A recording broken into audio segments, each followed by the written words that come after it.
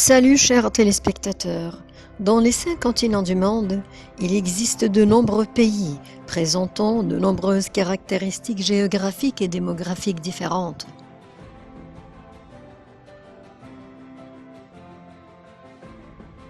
À travers notre épisode hebdomadaire, nous allons faire une tournée avec nos chers téléspectateurs dans ces pays aux 4 coins du monde.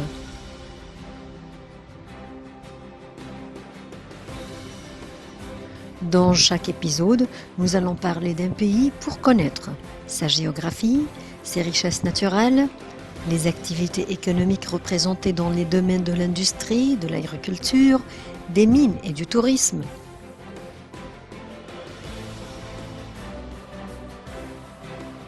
La structure démographique de ce pays, les activités scientifiques, culturelles et littéraires, les traditions et les coutumes de ces peuples, les villes et les sites touristiques les plus importants et les monuments architecturaux et artistiques.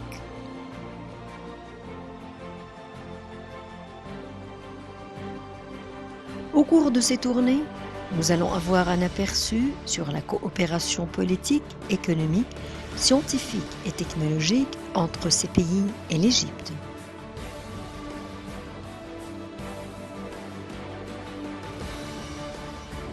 Dans le premier épisode, nous allons faire une tournée en Autriche, le pays de la beauté.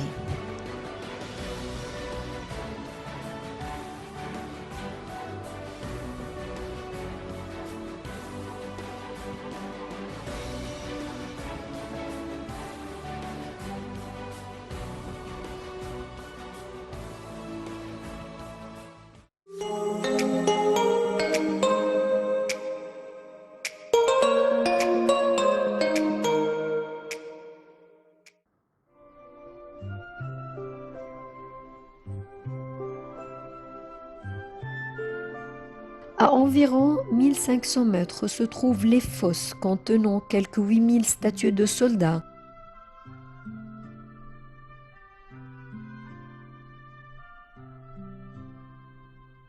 Datant de 210 avant Jésus-Christ.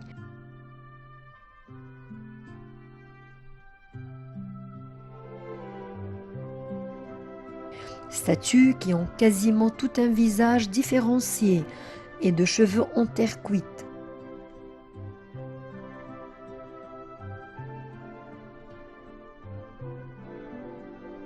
C'est l'armée enterrée, destinée à garder l'empereur défunt.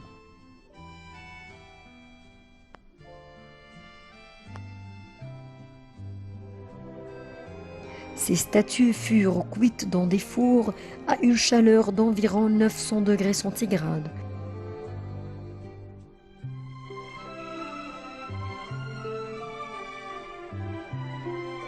Des couleurs minérales étaient appliquées après cuisson sur les statues, ce qui, tout en les individualisant davantage, permettait de distinguer par la couleur dominante les différentes unités de cette armée.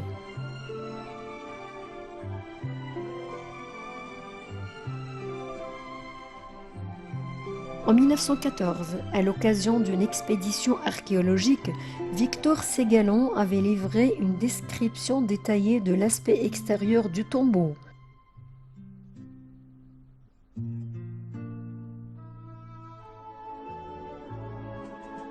Le site a été ouvert au public à l'occasion de la fête nationale chinoise en 1979.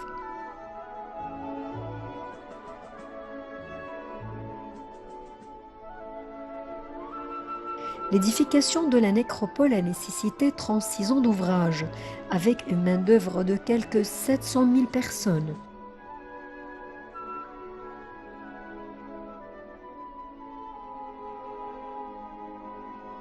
D'après les mémoires historiques de l'historien Simakian, les ouvriers ayant préparé le tombeau et assisté à l'enterrement ont été émurés vivants.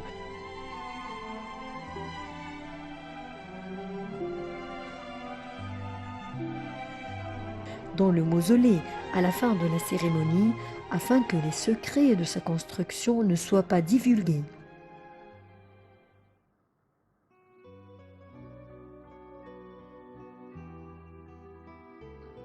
Les sacrifices humains à la mort d'un personnage important paraissent avoir été fréquents dans la Chine de la dynastie des Zhou.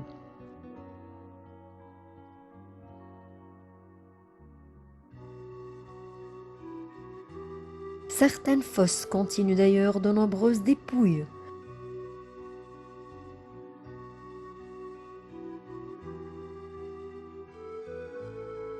Cependant, cette pratique était déjà devenue rare au début de l'époque des royaumes combattants.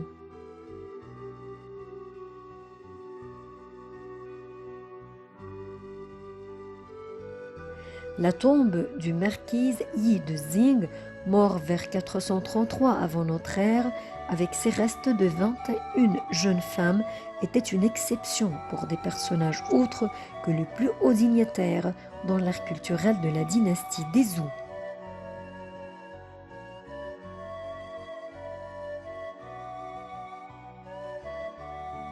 Les soldats ont pour la plupart été fabriqués en terre cuite.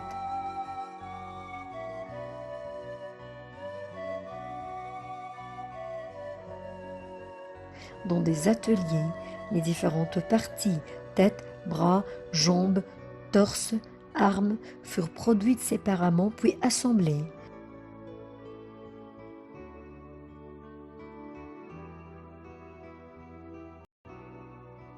Différents moules ont été utilisés pour le visage, avec ajout d'argile pour individualiser les personnages.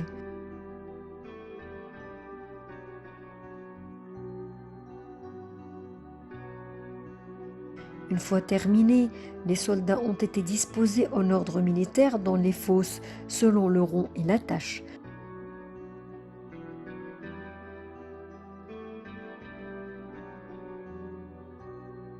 Shanghai. Le musée de Shanghai.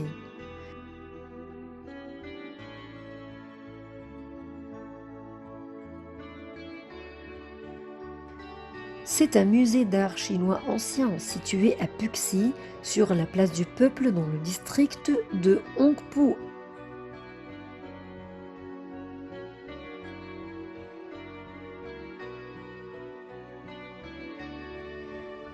L'entrée y est gratuite. Il est situé en face de la mairie de Shanghai.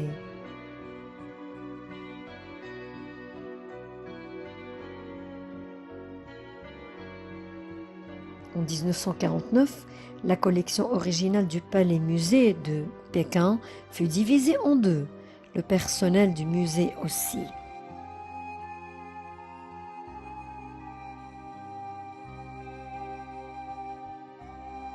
Une partie est au musée de Shanghai et de Pékin et l'autre à Taïwan.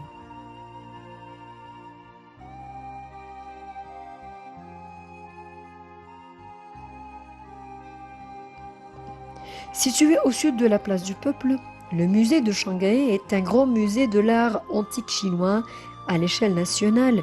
Il est l'un des 4 plus grands et beaux musées chinois.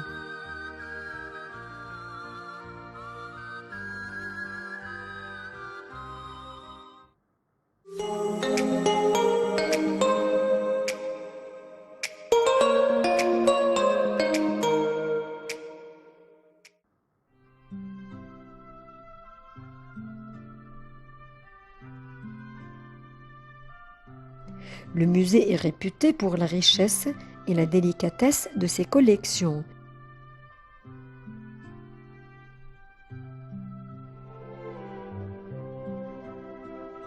C'est un musée d'histoire très moderne.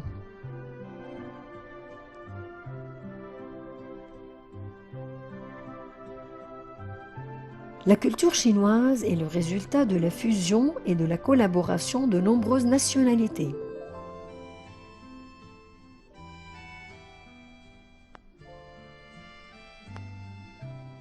Au cours de sa longue histoire, les minorités nationales ont créé leur propre culture, haute en couleurs.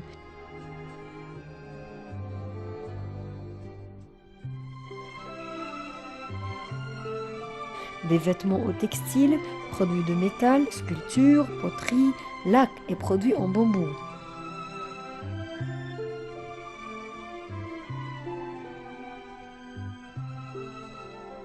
Les styles exotiques de leur œuvre nous donnent une idée générale de la créativité et de la passion de la vie de ces groupes ethniques.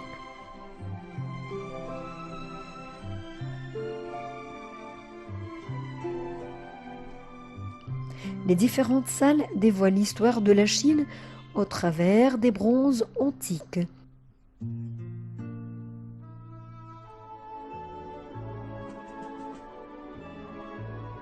De sculptures chinoises, de céramique, de zhonglu ou de calligraphie.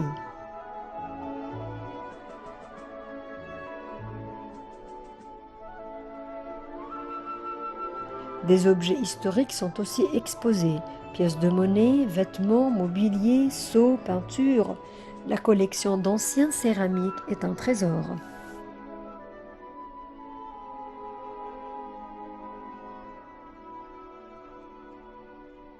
Couvrant une surface d'exposition de 12 000 m², le musée conserve 120 000 pièces précieuses antiques classées en 21 catégories.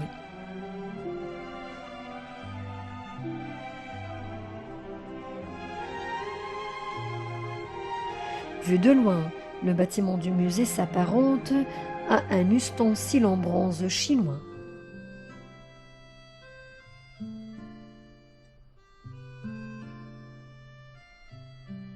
Le premier étage est destiné à exposer les poteries antiques chinoises.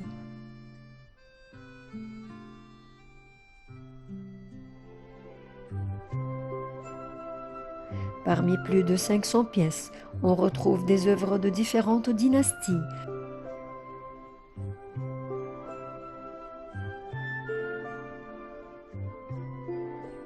Comme la poterie peinte et grise à partir de l'âge néolithique.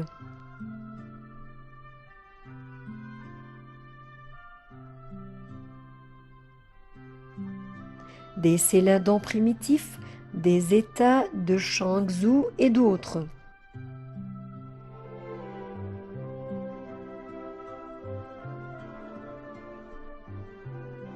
Des céladons de la dynastie Andorion.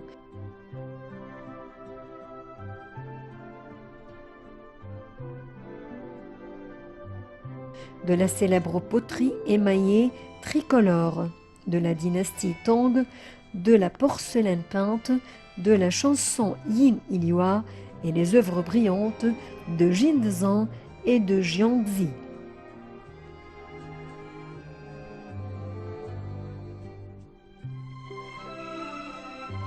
Au deuxième étage, au sein de la partie carrée du bâtiment, on expose les calligraphies.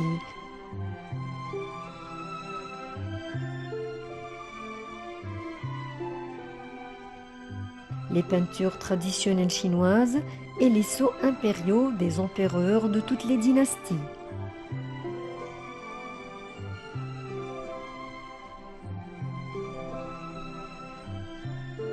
Les peintures et les calligraphies chinoises ont des traditions profondes et des styles nationaux uniques.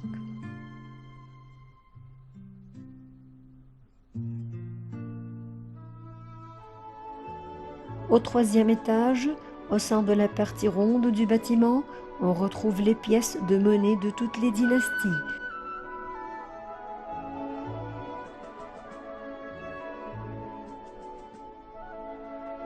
Les objets en jade antique, les meubles des dynasties des Mi et des Qing, et les produits artistiques artisanaux des ethnies minoritaires chinoises. Les dynasties Ming et Qing furent l'âge d'or du mobilier chinois.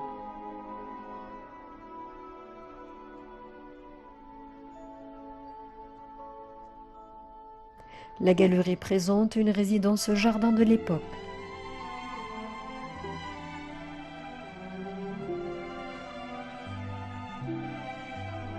Même une simple chaise démontre la culture et l'étiquette chinoise.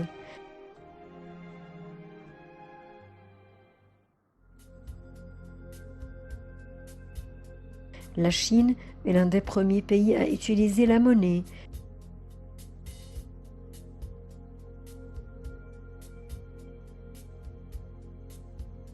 Et les quelques 7000 pièces dans la galerie des pièces de monnaie chinoise révèlent le développement de la monnaie chinoise chinoise et la croissance des échanges économiques entre la Chine et les pays étrangers.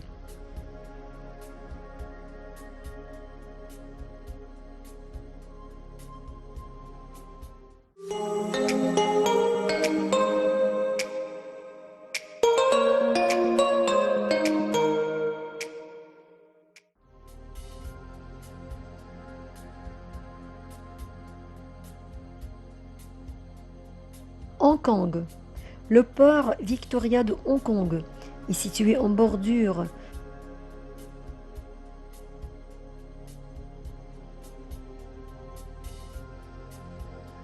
de la baie de Chine méridionale sur l'océan Pacifique.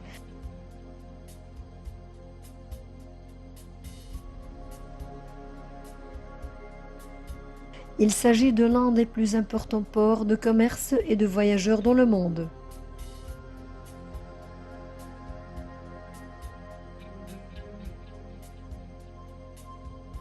Il a bénéficié de la croissance économique de Hong Kong au XIXe et XXe siècle.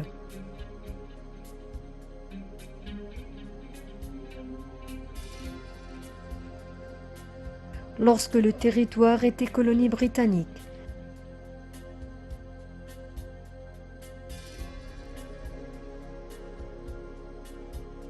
Il est ainsi devenu dans la seconde moitié du XXe siècle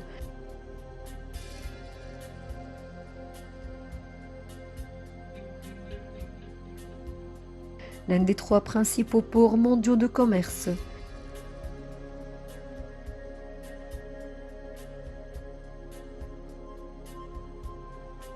Depuis sa rétrocession à la Chine en 1997, le port de Hong Kong connaît une croissance plus modérée à cause de l'émergence d'autres ports chinois majeurs comme Shanghai, devenu numéro 1.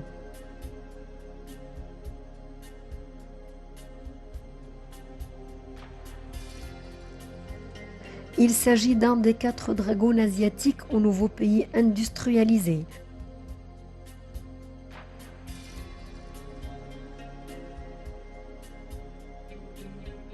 Dont la croissance s'est fondée sur l'exportation à l'instar de Singapour, Taïwan et la Corée du Sud.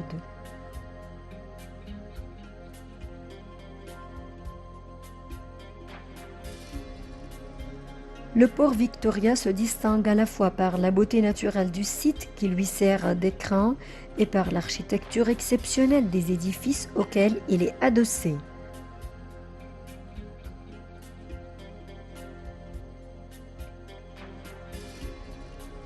À côté des 4 buildings, comptant parmi les 20 gratte-ciel les plus hauts du monde,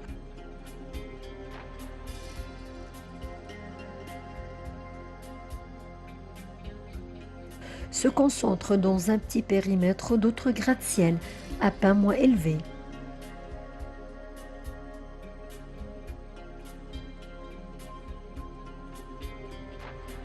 Ils forment tous réunis la ligne de gratte-ciel la plus élevée de la planète.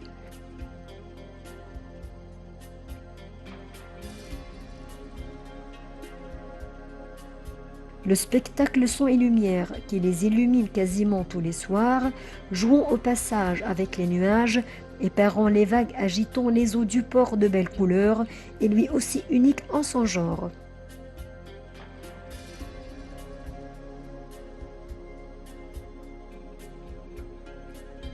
Outre le port lui-même, qui figure en haut de la liste des sites visités par les millions de touristes du monde entier de passage chaque année, Hong Kong compte de nombreuses autres attractions.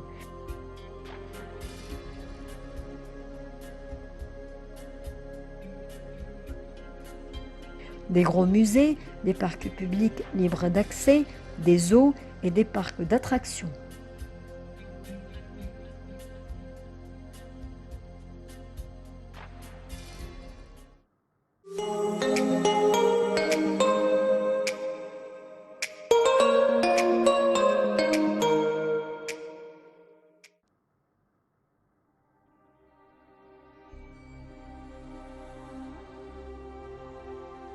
On désigne sous le nom de Grande Muraille la partie construite durant la dynastie Ming qui part de Shangguan sur le territoire de la ville de Kangdou dans la province du Hebei à l'est pour arriver à Yanguan dans la province de Ganzhou à l'ouest.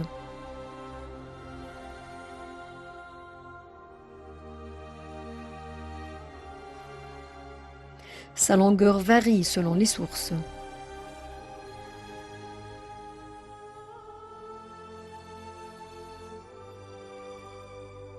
Selon un rapport de 1990,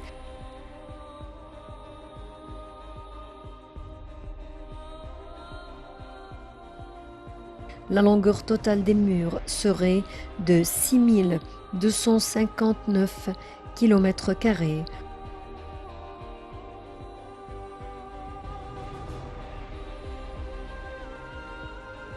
En raison de sa longueur, elle est surnommée en chinois la longue muraille de 10 000 lits.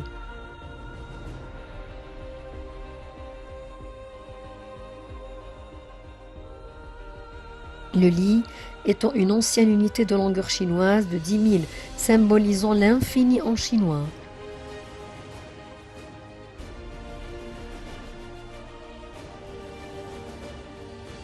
Ce surnom peut cependant être pris dans son sens littéral par approximation 6700 km.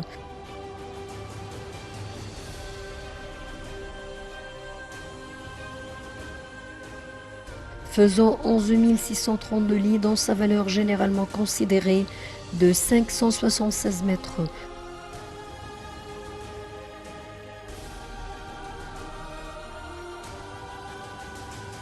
Ou 13 400 lits dans sa valeur actuelle d'exactement 500 mètres.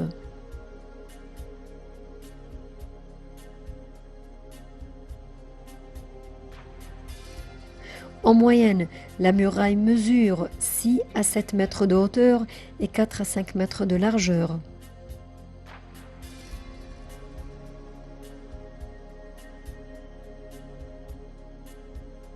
En avril 2009, l'administration d'État chargée du patrimoine culturel ayant utilisé des technologies de mesure plus récentes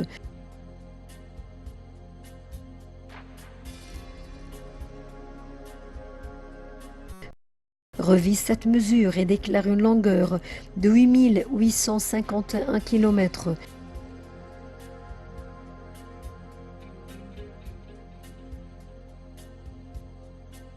dont 6 259 de murs, 359 km de tranchées et 2 232 de barrières naturelles.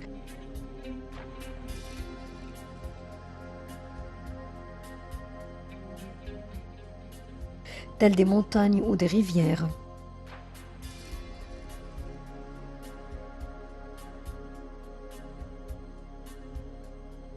Le même service a publié en juin 2012 une mise à jour de son étude et estime désormais à 21 196 km la longueur totale de la Grande Muraille.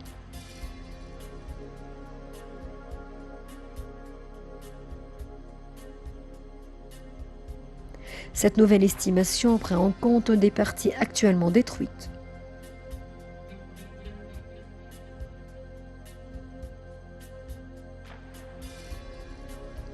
Depuis 1987, la Grande Muraille est classée au patrimoine mondial de l'UNESCO.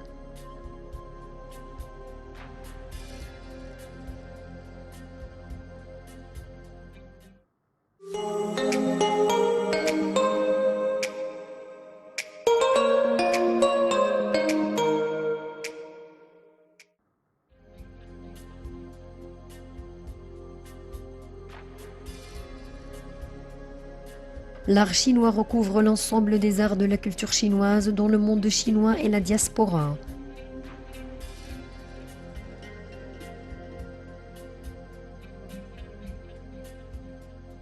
La conception occidentale de l'art est utilisée en Chine à l'époque moderne dans son sens le plus grand pour aborder toutes les formes d'art pratiquées en Chine tout au long de son histoire.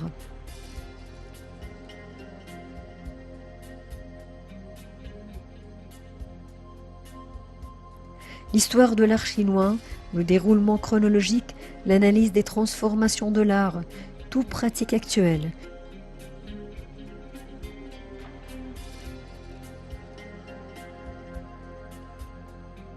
Ainsi, la préhistoire et l'Antiquité ont-ils déjà des pratiques spécifiques à la Chine, des terres immensément riches en fantaisie qui permettent une céramique chinoise inventive à usage quotidien et funéraire.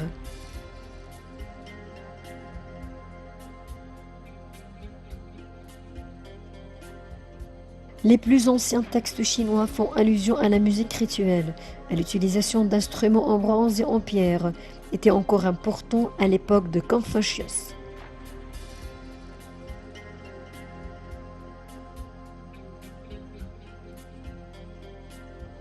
Les céramistes chinois se distinguent par leur céladon et leur porcelaine,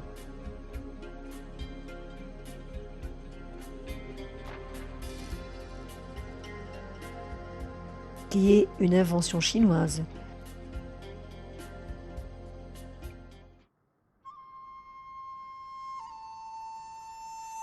La musique chinoise est une forme essentielle de l'art chinois.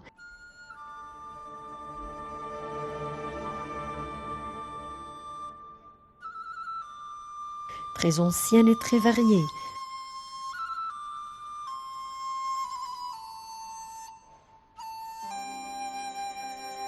Elle s'est développée indépendamment des musiques de l'Ouest asiatique.